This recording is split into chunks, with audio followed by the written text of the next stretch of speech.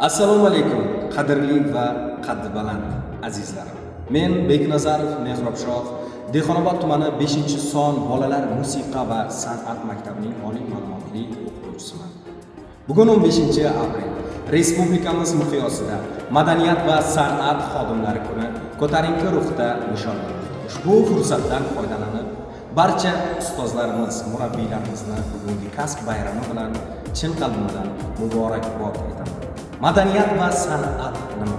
O'sib borayotgan yosh avlodimiz uchun, elimiz, yurtimiz uchun, qolaversa siz u biz uchun nega kerakligini bugun ushbu maktabning jonkuyar va fidokor ustozlaridan birgalikda bilib olamiz.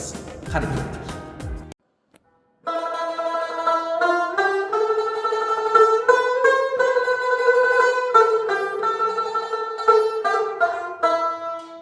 Madaniyatni sev, seni ham sevishadi.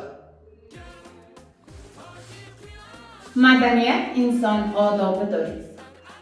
Madaniyat kecha va bugun o'rtasidagi ko'prik. San'at orqali biz dunyoni tushunamiz. Har bir xalqning madaniyati uning boyligidir. San'at quvonch va shodlik timsoli.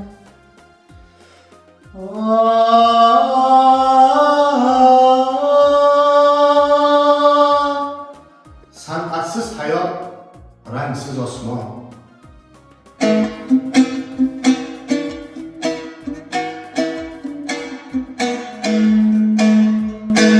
San'at qalbning nuri. Bu yurtda allasiz tong otmas. Sof oltin meroslar zanglamas. Chin san'at til millat tanlamas. Sahnalar gardini o'pganlar, san'atdan baxtini topganlar. Aylanar charxpalak yil zamon. O'tdilar ustozlar xush zabon. Shogirdlar ko'ksida faxr shon.